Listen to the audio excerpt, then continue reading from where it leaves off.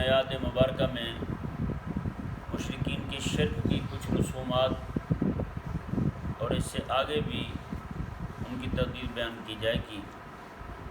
اللہ تبارک و تعالی نے ارشاد فرمایا یا ایھا الناس کلوا مما فی الارض حلالا طیبا، کہ اے لوگو کلو تم کھاؤ مما فی الارض حلالا طیبا، جو کچھ زمین میں حلال اور پاک ہے۔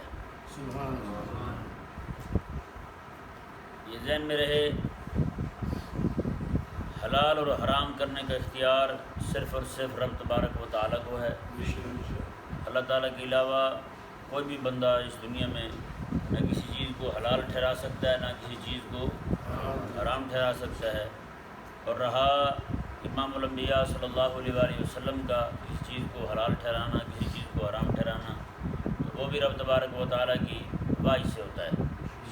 جیسے رب تبارک و تعالیٰ نے قرآن کریم میں ارشاد فرمایا وما ينطق عن الهوى ان هو الا وحی یوحی، میرے حبیب کریم صلی اللہ علیہ وآلہ وسلم تو اپنی خواہش سے بولتے تک نہیں ہیں، میرے حبیب کریم علیہ السلام تب بھی بولتے ہیں جب میں وحی فرماتا ہوں۔ تو یہ یا تو اللہ تبارک و تعالیٰ کی طرف سے سیدھی سیدھی وحی آتی ہے، یا پھر آقا علیہ السلام کے دل میں القاء کیا جاتا ہے، پھر آقا علیہ السلام کسی چیز کو حلال فرماتے ہیں یا حرام فرماتے ہیں، یا پھر اللہ تبارک و تعالیٰ پھر اسے برقرار رکھتا ہے آقا علیہ السلام کے فرمائے ہوئے کو، کیونکہ نبی جب دنیا میں تشریف لاتا ہے انہیں رب بھیجتا ہے نا، تو ان کے قول فعل عمل کی ذمہ داری بھی رب تبارک و تعالیٰ کے ہی ذمہ کرم پر ہوتی ہے۔ تو اس لیے کریم آقا صلی اللہ علیہ وآلہ وسلم جو بھی فرمائیں، جو حلال فرمائیں، جو حرام فرمائیں، وہ من جانب اللہ ہی ہوتا ہے، وہ اللہ تعالیٰ کی طرف سے ہی ہوتا ہے۔ اب رہا یہود و نصارہ کا، ان کے جو وڈیرے تھے جن کو وہ عالم کہتے تھے، پیر کہتے تھے، رہبان، اور ساتھ ساتھ وہ کہتے تھے رہبان، اور ساتھ ان کے احبار ہوتے تھے۔ احبار حبر کی جمع ہے اور حبر عالم کو کہتے تھے، اور رہبان جو ہے یہ راہب کی جمع ہے۔ تو راہب جو ہے وہ پیر کو کہتے تھے، صوفی کو کہتے تھے اپنے اس دور کے اندر، جوگی کو بھی کہتے تھے۔ یہ جو لوگ تھے کریم آقا صلی اللہ علیہ وآلہ وسلم کی بارگاہ میں حضرت عدی بن حاتم طائی جو عرب کا بڑا مشہور سخی گزرا ہے، اس کے بیٹے ہیں حضرت عدی رضی اللہ تعالیٰ عنہ، یہ آقا علیہ السلام کی بارگاہ میں حاضر ہوئے کلمہ پڑھنے کے لیے۔ انہوں نے آ کر آتے ہی یہ اشکال پیش کیا کہ یا رسول اللہ صلی اللہ علیہ وسلم، یہود و نصارہ جو ہیں وہ پہلے عیسائی تھے، نصرانی تھے، وہ کہنے لگے یا رسول اللہ صلی اللہ علیہ وسلم، قرآن نے ایک الزام لگایا ہے یہود و نصارہ پر، یہ اپنے مولویوں کو اور پیروں کو خدا کہتے ہیں۔ اتخذوا احبارهم ورهبانهم اربابا من دون اللہ، انہوں نے رب کو چھوڑ کر، اللہ کو چھوڑ کر انہوں نے اپنے عالموں کو اور پیروں کو، ملاؤں کو رب بنا لیا ہے۔ یہ تو میں تو ان میں رہ کے آیا ہوں، وہ تو کسی کو رب نہیں مانتے۔ کریم آقا صلی اللہ علیہ وسلم نے پتہ کیا ارشاد فرمایا؟ آقا علیہ السلام نے ارشاد فرمایا کہ عدی تم یہ بتاؤ، جو کچھ تمہارے وہ جو عیسائیوں کے اور یہودیوں کے، نصارہ کے اور یہودیوں کے جو وڈیرے ہیں، ان کے عالم اور پیر ہیں، جس چیز کو وہ حلال کہہ دیں، ان کی عوام اسے حلال کہتی یا نہیں کہتی؟ اگرچہ خدا تعالی نے اسے حرام کہا ہو، وہ کہنے لگے یا رسول اللہ ایسا تو ہے، یہ تو کرتے ہیں۔ آقا علیہ السلام نے فرمایا کہ اللہ تبارک و تعالی نے کسی چیز کو حرام ٹھہرایا ہو یا اللہ تعالیٰ نے کسی چیز کو حلال ٹھہرایا ہو، تمہارے وہ یہود و نصارہ کے جو مولوی اور پیر ہیں وہ کسی چیز کو حرام ٹھہرا دیں تو عوام اسے حرام مانتی یا نہیں مانتی؟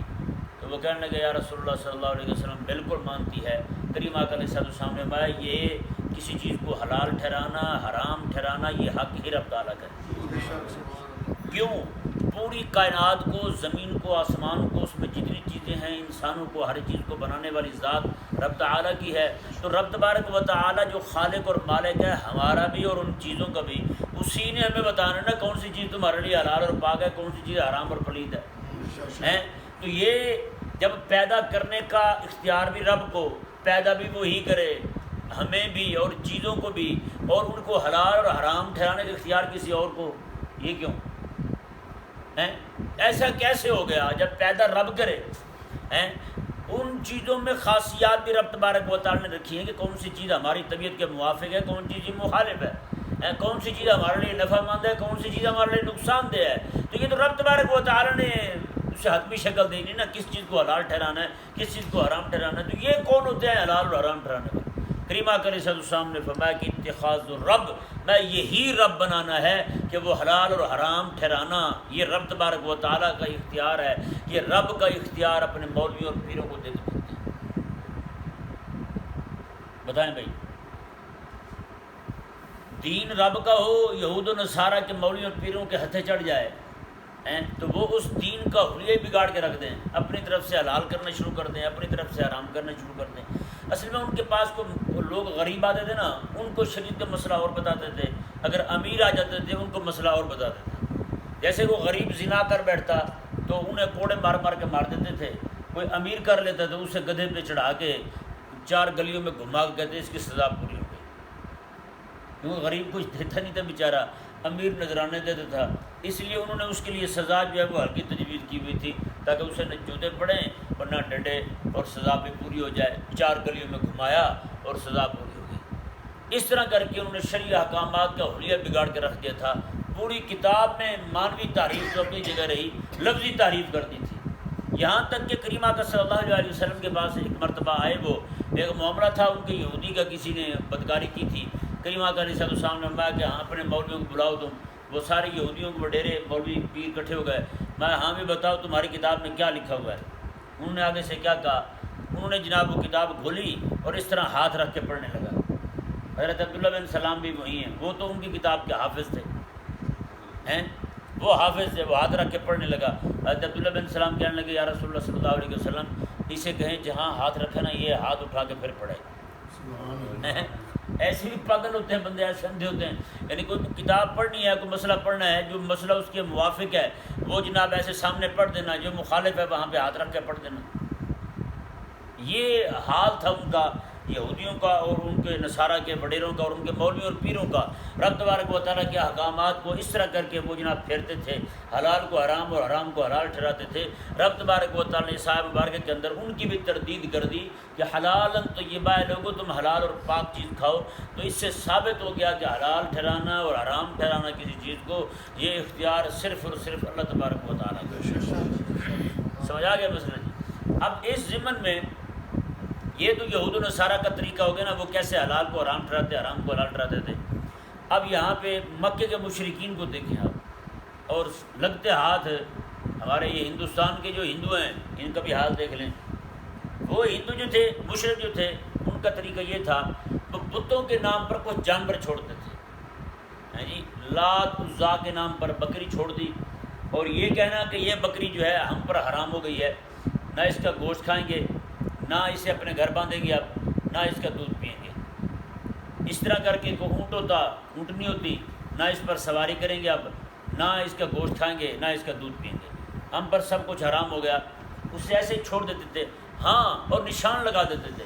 وہ باہر جانور ایسے گھومتے رہتے تھے جیسے یہ ابھی آپ نے ہو سکتا دیکھا ہو، پہلے سرکاری سانڈ ہوتا تھا، اس کو اجازت ہوتی تھی وہ جس کے کھیت میں مرضی بڑھ جائے اور وہاں جا کے جو کچھ مرضی کھاتا رہے، اسے کوئی روک ٹوک نہیں سکتا تھا، نہ اسے کوئی پکڑ سکتا تھا، نہ ہالوں میں جوت سکتا تھا۔ وہی حال انہوں نے ان جانوروں کے نام پر چھوڑے ہوئے، ان بتوں کے نام پر چھوڑے ہوئے جانوروں کا کیا ہوا تھا، یعنی ان کو حرام ٹھہراتے تھے اپنے اوپر کہ کسی طرح کا کوئی نفع اٹھانا، ہاں اس کا نفع جو ہے وہ صرف اور صرف بتوں کے مجاور جو انہوں نے رکھے ہوتے تھے وہی اٹھا سکتے تھے، ان کے علاوہ کسی اور کو نفع اٹھانے کی اجازت نہیں ہوتی تھی، صرف وہی نفع اٹھاتے تھے، ان کے علاوہ کوئی بھی بندہ کسی طرح کا نفع نہیں اٹھا سکتا تھا ان بتوں سے۔ تو مختلف قسم کے بتوں کے نام پر لات عزا اور اس طرح کر کے اللہ تعالیٰ نے قرآن پاک میں ارشاد فرمایا ہے، ان جانوروں کے نام بھی رکھے ہوئے ہوتے تھے۔ اتنی عمر کا جانور ہے اسے بحیرہ کہنا ہے، پھر صاحبہ کہنا ہے، پھر وسیلہ کہنا ہے، پھر ہم کہنا ہے، انہیں کیا کہنا ہے، اونٹنیاں تک بڑی بڑی اونٹنیاں چھوڑ دیتے تھے جانوروں کے نام پر، پھر انہیں حرام کر دیتے تھے۔ اللہ تبارک و تعالیٰ نے تو کسی شریعت میں ایسے جانوروں کو بتوں کے نام پر چھوڑنا اور انہیں اپنے لیے حرام ٹھہرا لینا کہیں بھی نہیں فرمایا تھا، یہ تھا کسی شریعت میں، ایسا حکم کسی شریعت میں نہیں تھا، ہیں جی۔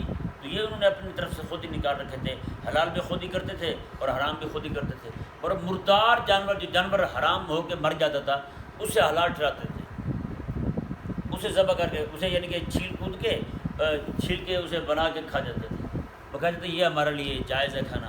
اب جو حلال ہوتا تھا رب تعالیٰ کا بنایا ہوا اسے حرام کر لیتے تھے، جس کو رب تعالیٰ نے حرام کیا ہوتا تھا اسے حلال ٹھہرا کے کھا جاتا تھا۔ انہوں نے حلال اور حرام کے اپنے پیمانے مقرر کیے ہوئے تھے، ان کے نزدیک شریعت مبارکہ جو وہ میزان نہیں تھی۔ اب آ جائیں آج کے ہمارے دور کے کلمہ پڑھنے والے لوگوں کی طرف ہیں، انہوں نے کس کس چیز کو حرام کیا ہوا ہے، کس کس چیز کو حلال کیا ہوا ہے، اپنی طرف سے ان کے پیمانے ہیں۔ رب رسول نے جس چیز کو حلال ٹھہرایا، جس چیز کو حرام ٹھہرایا ہے، اسے نہ حلال مانتے ہیں نہ اسے حرام مانتے ہیں، اپنے پیمانے ہیں ان کے۔ ہاں جی، کسی بندے کی بیوی فوت ہو گئی ہے، اب اس بندے کے لیے اس کی چارپائی کو کندھا دینا حرام ہے، یہ کہاں لکھا ہے بھائی؟ کس نے کہا ہے بھائی؟ یہ باقی جو لوگ سارے کندھا دے رہے ہیں وہ اس کے کیا لگتے ہیں؟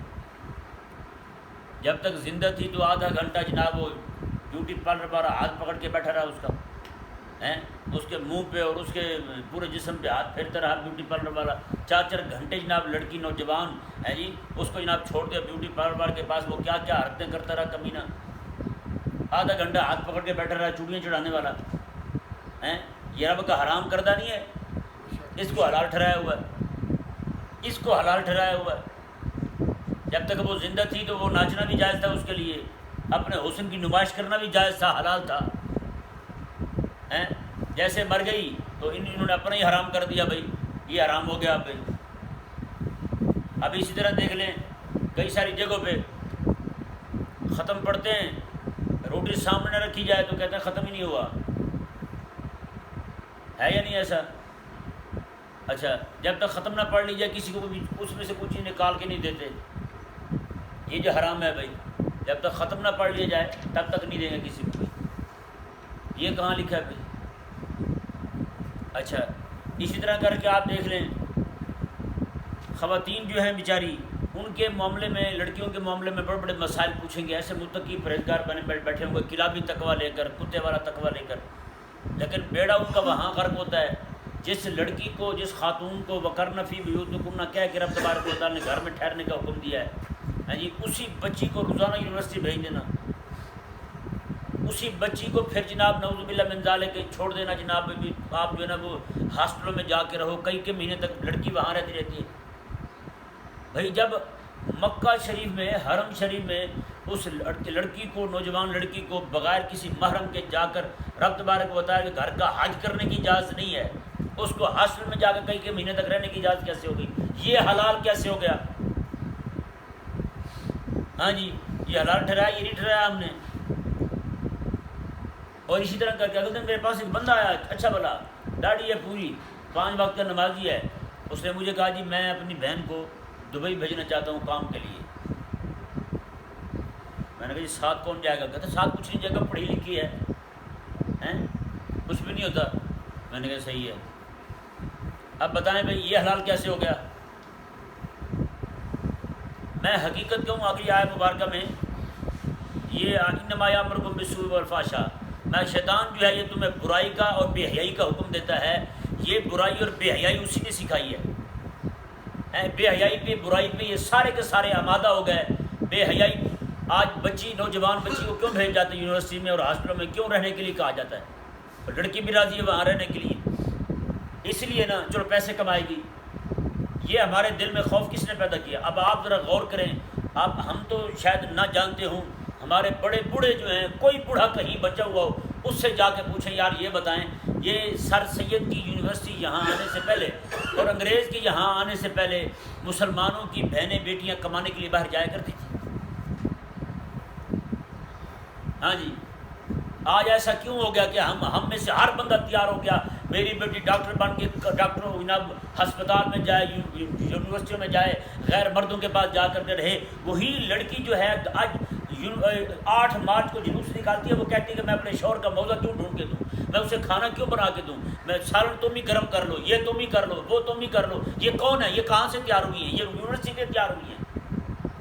آج وہی لڑکی جو ہے اپنے شوہر کو، اپنے بھائی کو، اپنے باپ کو پانی کا گلاس دینے کے لیے تیار نہیں ہے۔ وہی لڑکی جو ہے جہاز میں اتنے سارے نشیوں کو، شراب پینے والے بندے بیٹھے ہوتے ہیں، ان کو جناب شراب پلانے کے لیے تیار ہو جاتی ہے۔ ایک کتیا جتنی عزت نہیں رہی، میں حقیقت کہہ رہا ہوں آپ کو، یہ الفاظ ہو سکتے ہیں آپ کو سخت لگیں، ایک کتے کی بھی عزت ہوتی ہے یار، وہ بھی مالک کا دروازہ چھوڑ کے کہیں نہیں جاتی۔ وہ ایک نوجوان لڑکی جو ہے وہ جناب شراب پینے والے ایسے ایسے کمینے لچے لوگ ہوتے ہیں، بسوں میں ہم نے دیکھا ہے بسوں کے اندر جناب جب وہ لڑکی گزرتی ہے اسے پہل دیں گے، جیسے گزرنے لگے گی جان بوجھ کے جناب ٹانگ ایسے درمیان میں کر لیں گے، چاہے لڑکی گزرے تو اس کی جناب ٹانگوں کے درمیان اس کی ٹانگ گھس جائے۔ اس کے ماں اور باپ کی غیرت کہاں مر جاتی بتائیں بھائی، کہاں غیرت مرتی ہے اس کی؟ ہاں جی، پچھلے دنوں یہ کیس کھلا تھا یہاں، ایک لڑکی تھی، اس کو 12، وہ میڈیکل کی لڑکی تھی، 12 اس کے کلاس فیلو لڑکے، 12 کلاس فیلو لڑکے ایک ہی رات اس کے کمرے میں گھس گئے، سب نے منہ کالا کیا، لڑکی ماری گئی، ہاسپٹل میں رہتی تھی اکیلی۔ اس کا ابا بھی کہتا ہوگا حلال ہے وہاں رہنا، اس نے بھی کہا ہوگا حلال ہے وہاں رہنا۔ بات کہاں تھا؟ ہر بندہ آنکھ بند کر کے طوطے کی طرح بیٹھا ہوا، کبوتر کی طرح آنکھ بند کرنے سے بھائی حالات ٹھیک تھوڑی ہوتے۔ کوئی تو بندہ ہو نا یار جو یہ کہے مجھے رب پر اعتماد ہے یار، جو مجھے روٹی دے رہا ہے میری بیٹی کو بھی روٹی دے گا۔ آخر کیوں ہم اتنے بھوکے ہو گئے، ننگے ہو گئے کہ ہم اپنی بیٹیوں تک کو گھر سے باہر نکالنے کے لیے تیار ہو گئے، ہاسٹلوں میں بھیجنے کے لیے تیار ہو گئے، باہر کے ملکوں میں پڑھائی کے لیے، انگریزوں کے ملکوں میں بھیجنے کے لیے ہم تیار ہو گئے۔ اپنی نوجوان بیٹی کو اکیلے بھیج کے روانہ کر دیا ہم نے۔ اپنے ہی حلال کے پیمانے ہیں، ہمارے اپنے ہی حرام کے پیمانے ہیں، اور کوئی ملا حرام خور اس پہ بولتا نہیں ہے۔ ابھی کل مجھے بریلی شریف سے یہ پیغام ملا کہ سکول ہیں، عیسائیوں کے سکول ہیں، وہاں پہ لڑکیوں کو ایک وہ جو پہنایا جاتا ہے نا کپڑا اوپر والا، اس کے علاوہ نیچے کچھ نہیں پہننے دیتے۔ مسلمان لڑکیاں کہتے ہیں 2 سال پہلے مسلمان جا کے اپنی درخواستیں جمع کراتے ہیں ہماری بیٹی کو بھی یہاں داخلہ دیا جائے، اور وہاں نماز پڑھنے پہ پابندی ہے۔ اتوار والے دن یا کسی بھی دن ان کو بچیوں کو بلا کے چرچ کے اندر جناب عبادت کروائی جاتی ہے۔ بتائیں کہاں ایمان رہے گا ان کا؟ ہمیں مسلمان تو آج کل بھوکا ہو گئے، ننگا ہو گئے، اس کو صرف پیسے کی ضرورت ہے، بس پیسہ ہو پیسہ ہو۔ بخاری شریف کے اندر حدیث پاک موجود ہے، آقا علیہ السلام نے مجھے خوف ہے تم پر کہ تم دنیا کے اندر پھنس جاؤ گے، آج پھنس چکے ہیں۔ یار بتائیں نا، کسی کے بندے کے گھر کے اندر ڈاکو پڑ جائیں، وہ کہیں جی سونا پڑا ہے سونا دے دیں یا اپنی بیٹی دے دیں، بتائیں غیرت والا بندہ کیا دے گا؟ سونا دے گا۔ کیا دے گا؟ سونا دے گا۔ اس سے ثابت ہوا کہ سونے سے زیادہ قیمتی عزت ہے یا نہیں؟ تو آج مسلمان کے نزدیک وہ عزت بھی قیمتی نہیں رہی، عزت بھی قیمتی نہیں رہی۔ یہ حلال کے اپنے پیمانے، میں قسم خدا کی اتنی باتیں میرے ذہن میں آ رہی ہیں، میں کھولوں نا شام ہو جائے، جو آج ہم نے حلال اور حرام کے اپنے پیمانے بنا رکھے ہیں۔ ملا ملوانے خود ہی حلال کرتے پھرتے ہیں، خود ہی حرام کرتے پھرتے ہیں۔ مولوی ہے، عالم ہے، پیر ہے، اس کی اپنی نوجوان بیٹی یونیورسٹی میں پڑھی ہوئی ہے۔ مولوی ہے، پیر ہے جناب، اس کی اپنی بیٹی جناب نوکری کر رہی ہے، بینک میں لگی ہوئی ہے، ہماری شہزادی تو بہت اچھے بھائی، روزانہ 1800 بندے کے ساتھ اس کا ٹاکرا ہے۔ تو کون سا رابر شریعت ہے؟ پھر حرام خور ہے تو۔ یہ معاملات ایسے نہیں دیکھنے کو ملے بھائی۔ شیطان نے ہر بندے کو ڈرایا ہوا ہے، وہ تو بھوکا مر جائے گا، سارے کماؤ۔ اور پہلے ایک بندہ کماتا تھا، سارے کھاتے تھے، اب سارے کیا بیٹیاں تک نکال دیا گھر سے باہر، نعوذ باللہ۔ اچھا کئی لوگوں کو یہ فکر لگی ہوئی ہے اگر لڑکی انگریزی نہیں پڑھے گی اس کا رشتہ کیسے ہوگا؟ میں نے کہا تیری اماں کا ہو گیا، تیرا کیوں نہیں ہوگا؟ تیری اماں تو انگریزی نہیں پڑھی تھی، اس کا رشتہ ہو گیا ہے، تیری بیٹی کا کیوں نہیں ہوگا؟ بتا۔ کریمہ کا صلی اللہ علیہ وسلم نے جی آقا علیہ السلام کے غلاموں نے، حضور کے صحابہ نے تک نے، حضور کے صحابہ نے منع کر دیا تھا کہ عورتیں مسجد نہ جائیں کیونکہ حالات ٹھیک نہیں رہے۔ بتائیں امام غزالی رحمہ اللہ اس وقت ارشاد فرما رہے ہیں، آپ فرماتے ہیں اگر مردوں کا مسجد میں جا کر نماز پڑھنا یہ واجب نہ ہوتا تو میں مردوں پر لازم کر دیتا، عورتیں بے حیا ہو گئی ہیں، مرد گھر میں نماز پڑھ لیں۔ بتائیں یہ وہ دور ہے جب عورتیں ساری پردہ کرتی تھیں۔ آج مولوی ہے، پیر ہے، ہر بندہ تیار ہو گیا ہے میری بیٹی یونیورسٹی جائے گی جی۔ وہاں کیا ہے؟ کو ایجوکیشن جی، لڑکیاں اور لڑکے اکٹھے بیٹھے پڑھ رہے ہیں۔ یہی ایک بچہ میرے پاس ادھر ہی پڑھتا رہا ہے، وہ اس کو جناب اس کے والدین نے سکول داخل کروا دیے، تو وہ آیا مجھے رونے لگا میرے سامنے، وہ کہنے لگا استاد جی وہاں تو حد ہی ہو گئی ہے۔ کہتے ہیں ایسے جناب ماسٹر کے سامنے لڑکیاں لڑکی جناب آپس میں گپے ہانک رہے ہیں، ایک دوسرے کو آنکھیں مار رہے ہیں، پتہ نہیں کیا کیا بے حیاں کر رہے ہیں۔ میں نے کہا چلو کم از کم روٹی تو کھلی، روٹی تو کھلی ہو گئی ہے، روٹی تو مل رہی ہے۔ بیٹی جب فلاں کر رہی ہے، بیٹی فلاں کر رہی ہے، یہ نہیں پتا کہ بیٹی آپ کی عزت کا جنازہ نکال رہی ہے۔ اللہ تبارک و تعالیٰ جزائے خیر دے۔ یہی پہ ایک بچہ اعتکاف بیٹھا تھا، ابھی وہ شادی شدہ ہے، اس کی بیٹی ہے، وہ جاتے ہوئے مجھے کہنے لگا جی 4 دن آپ کا بیان سنا میں نے پکا ارادہ کر لیا کہ میں آج کے بعد اپنی بیٹی کو اسکول نہیں بھیجوں گا۔ بہت سارے بچے ہیں جنہوں نے ہمارے دروس سنے ہیں، وہ الحمدللہ توبہ کر چکے ہیں، آج کے بعد ہم نہیں بھیجیں گے اپنے بچوں کو اسکول۔ ایک بندہ یہیں پہ کچھ دن درس سنا ہے اس نے میرا، وہ اس کی بیٹی بہت زیادہ پڑھ چکی تھی، اس نے کہا کہ وہ نوکری لگنے جا رہی تھی، اس نے توبہ کر لی، اس نے کہا میں نہیں بھیجوں گا اپنی بیٹی کو۔ خدا کے بندو ذرا غور کرو، سوچو کہ ہم کہاں کھڑے ہیں۔ ہم مسلمان ہیں، ہم رسول اللہ علیہ السلام کا کلمہ پڑھنے والے ہیں، رسول اللہ علیہ السلام نے آقا علیہ السلام کی زوجہ محترمہ ہے، حضور کی بیوی ہیں یار، پوری کائنات کے مسلمان سارے ان کے بیٹے ہیں، ہے یا نہیں؟ سارے بیٹے ہیں ان کے۔ ان کو کسی نے کہا ماں جی آپ حج کرنے نہیں جاتی، عمرہ کرنے نہیں جاتی؟ انہوں نے کہا میرے رب کا حکم تھا، ایک بار میں نے حج کر لیا ہے، اب میرے رب کا حکم مجھے یہ وہ کرنا فی بیوتکم، تو گھر رہ، میں رب کی اس حکم پہ عمل کر رہی ہوں۔ بتائیں حضرت عائشہ صدیقہ رضی اللہ تعالیٰ عنہ ایک مرتبہ نکلی تھی، آقا علیہ السلام کے دو صحابیوں میں اختلاف ہوا تھا، لے کے جانے والے بھی سارے ان کے بیٹے، جہاں جا رہی ہیں وہ بھی ان کے بیٹے ہیں جی۔ اونٹ پہ بیٹھی ہیں، اونٹ کے اوپر کجاوا لگا ہوا ہے، خود بھی برقعے میں پردے میں، اور کجاوے کے اوپر بھی پردہ کپڑا تانا ہوا ہے، اس طرح کر کے پردہ کیا ہوا ہے، اس کے اندر بیٹھی ہیں، اس طرح کر کے جاتی ہیں، زندگی ساری روتی رہی۔ حدیث پاک سیاستہ میں ہے، راوی فرماتے ہیں عائشہ صدیقہ رضی اللہ تعالیٰ اتنا روتی تھی کہ پورا جو ہے نا ان کا دوپٹہ وہ گیلا ہو جاتا تھا، پورا دوپٹہ گیلا ہو جاتا تھا، اتنا روتی تھی۔ فرماتے ہیں عائشہ صدیقہ رضی اللہ تعالیٰ عنہ روتی تھی اور یہی کہتی تھی کاش کہ میں اس وقت گھر سے باہر نہ نکلتی، میرے رب کا حکم مجھے یہ تھا کہ گھر میں رہو۔ بتائیں بھائی کتنا اہم مسئلہ تھا، دو صحابی آپس میں لڑ رہے ہیں، اگر اماں وہاں پہنچے گی تو صلح ہو جائے گی، اس امید پر حضرت عائشہ صدیقہ رضی اللہ تعالیٰ عنہ وہاں گئی تھی کہ صحابہ کرام علیہ رضوان کے مابین بھی اختلاف برپا ہوا ہے، وہ اختلاف ختم ہو جائے۔ اس اختلاف کو ختم کرنے کے لیے لے کے جانے والے بھی بیٹے، جہاں جا رہی ہیں وہ بھی سارے بیٹے، روحانی بیٹے ہیں سارے کے سارے، لیکن حضرت اماں پاک رضی اللہ عنہ زندگی ساری روتی تھی، کاش کہ میں اس پر باہر نہ جاتی۔ تو آج ہمارا حال کیا ہوا بھائی؟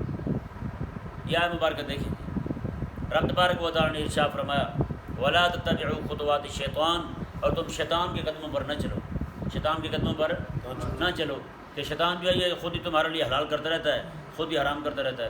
إِنَّهُ لَكُمْ عَدُوٌّ مُبِينٌ، یہ تمہارا بہت قدیمی اور کھلا دشمن ہے، عدو مبین ہے، مبین ہے، کھلا دشمن ہے، یہ چھپ چھپا کے آنے والا نہیں ہے، بالکل ننگا تڑنگا ظاہر آ کے بالکل دشمنی کرنے والا تمہارا۔ آگے فرمایا انما یامرکم بالسوء والفحشاء، بے شک شیطان جو ہے یہ تمہیں بے حیائی اور برائی کا حکم دیتا ہے، بے حیائی اور برائی کا حکم دیتا ہے۔ یہ ذہن میں رہے، یہ جو بے حیائی اور فحاشی کا حکم دیتا ہے، بعض روایات سے ثابت ہوتا ہے، جیسے حضرت امیر معاویہ رضی اللہ تعالیٰ عنہ سے کہ ایک دن آپ فجر کی نماز میں نیند پہ رہے، تو فجر کی نماز کے وقت نہ اٹھ سکے جماعت کے وقت، تو دوسرے دن جو ہے نا آپ روتے رہے سارا دن، پریشانی میں مبتلا رہے کہ یہ میرے ساتھ کیا بن گیا، میں نماز میں نہیں اٹھ سکا۔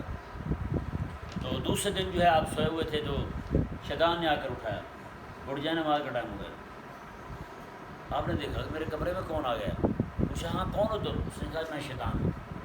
تجھے کیسی کیا پڑی ہے کہ تم نماز کے لیے اٹھائے ہیں؟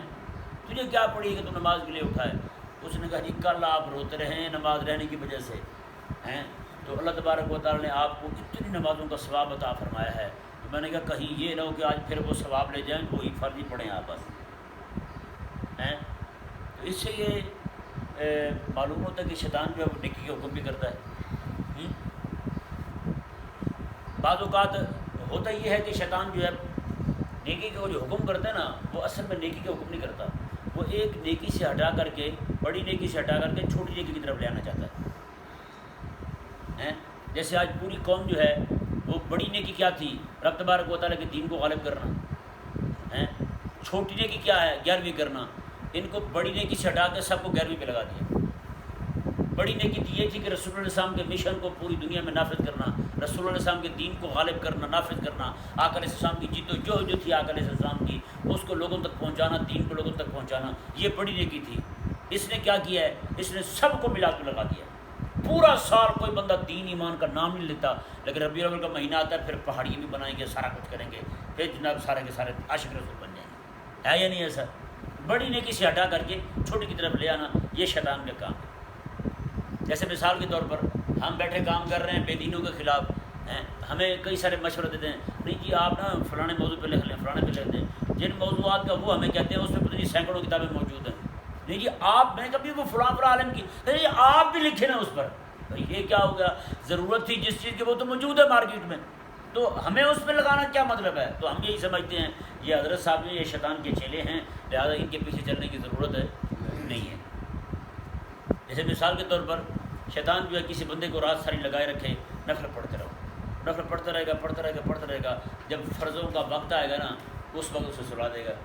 چھوٹی نیکی میں لگائے رکھا ہے، بڑی نیکی اس سے رہ گئی. ساری رات محفل نعت سنتے رہے ہیں، جب وہ نماز پڑھنے کا ٹائم ہے سارے سو گئے. تو یہ بتائیں یہ شیطان نے حکم دیا نہیں دیا انہیں؟ یعنی بڑی نیکی سے ہٹا کر کے چھوٹی میں لگائے رکھنا، یہ شیطان حکم دیتا ہے. یعنی کہ اس کا مقصد یہ ہوتا ہے کہ تاکہ یہ رب تبارک و تعالیٰ کے فرض کی طرف نہ آئے. جس کام کے کرنے کا حکم ہے اس کو چھوڑ دے، اور جس کام کے کرنے کا حکم نہیں ہے اس میں لگا رہے، تاکہ یہ جو ہے نا خیر نہ پا سکے، یہ خیر نہ پا سکے. یہ شیطان کا کام ہے جی. وہ جو اشکال تھا کہ شیطان تو برائی کا حکم دیتا ہے، شیطان پھر نیکی کا حکم کیسے دیتا ہے؟ اس کی نیکی جو ہے نا، نیکی وہ بظاہر نیکی ہے لیکن حقیقت کے اندر وہ بھی دشمنی کر رہا ہے. حقیقت کے اندر دشمنی کر رہا ہے، رب کے فرض سے دور کر رہا ہے اور اسے ایسے کاموں کی طرف لگا رہا ہے جو کام کرنے کا نہیں ہے. جیسے آج پوری قوم اس بیعت کی طرف تو لگی ہوئی ہے جو بیعت مستحب ہے، جو فرض بیعت ہے جہاد والی اس کی طرف نہیں آ رہی. تو اس سے ثابت کیا ہوا؟ شیطان جو ہے وہ ان کو اچھی طرح پکڑے ہوئے ہے، ان کو اچھی طرح گھیرے ہوئے ہے. اب وہ یہ بیعت کر کے پیر بھی نذرانے بٹور رہے ہیں. انہیں کہا جائے یار رسول اللہ صاحب نے جب بھی بیعت کی تھی وہ جہاد کی بیعت کی تھی، بدلہ عثمان کی بیعت کی تھی، مکہ فتح مکہ کی بیعت کی تھی، اور اس طرح کر کے آقا علیہ السلام نے اور بیعتیں کی تھی، تو تم وہ بیعت کیوں نہیں کرتے یار؟ اس وقت مسجد اقصیٰ بھی یہودیوں کے قبضے میں ہے، مکہ مدینہ اور یہ سارے جتنے بھی مقامات مقدسہ ہیں وہ سارے وہ بلا واسطہ یا بال واسطہ یہودیوں کے قبضے میں ہیں. وہ جب چاہتے ہیں انہیں بند کروا دیتے ہیں، جب چاہتے ہیں حج کے بندے محدود کر دیتے ہیں، جب چاہتے ہیں آپ عمرہ تک موقوف کر دیتے ہیں. تو آپ اس کی بیعت کیوں نہیں کرتے؟ وہ کہتے ہیں جی ہم تو کمزور ہیں کیا کریں. جی حلوے مانڈے کھانے کے لیے، لوگوں سے مارنے کے لیے اس وقت تم تکڑے ہو جاتے ہو، تمہارے نفس موٹے ہو جاتے ہیں، جب جہاد کی بات آتی ہے تو پھر تم کمزور ہو جاتے ہو. یہ کیا طریقہ ہے وہ تمہارا؟ اس سے ثابت یہی ہوتا ہے بھائی یہ لوگ جو ہیں یہ کبھی بھی سمجھنے والے نہیں ہیں. شیطان نے ان کو بڑے فرض سے دور کر کے چھوٹے چھوٹے کاموں کی طرف لگا رکھا ہے. لہٰذا اللہ تبارک و تعالی ہمیں سمجھنے کی توفیق عطا فرمائے. یہ فرمایا رب تعالیٰ نے انما یامرکم بالسوء والفحشاء، بے شک شیطان تمہیں بے حیائی، برے اور بے حیائی کے کاموں کے حکم دیتا ہے. وَأَن تَقُولُوا عَلَى اللَّهِ مَا لَا تَعْلَمُونَ، اور یہ کہ تم اللہ پر وہ باتیں کہتے ہو جو تم جانتے تک نہیں. یعنی رب کے بارے میں وہ باتیں کرتے ہو جو تم جانتے نہیں. یعنی تمہیں نہیں پتہ کہ رب تعالیٰ کے بارے میں وہ باتیں کرنی جائز ہیں یا نہیں ہیں، رب تعالیٰ کے لیے وہ باتیں کرنی حلال ہیں یا نہیں. یعنی یہ تم جو اپنی طرف سے حلال اور حرام کہتے پھرتے ہو یہ اختیار ہے رب کا، اور تم کسی کو حلال اور حرام کہتے ہو تو لوگوں کے ذہنوں میں یہ بات جائے گی کہ اس کو رب نے حلال کیا ہے اور رب نے ہی حرام کیا ہے. تو میں یہ رب تبارک و تعالیٰ کی ذات پر یہ جھوٹ باندھنے والی بات ہے، اس لیے تم اس سے پرہیز کرو. اس سے ثابت ہوا اللہ کے علاوہ کسی اور کو آقا علیہ السلام جو حلال و حرام کرتے ہیں یہ بھی رب تعالیٰ کے حکم سے کرتے ہیں. اللہ تعالیٰ کے علاوہ کسی اور کو حرام اور حلال ٹھہرانے والا ماننا یہ شرک ہے. یہ کیا ہے؟ شرک ہے. اللہ تبارک و تعالیٰ ہم سب کو سمجھنے کی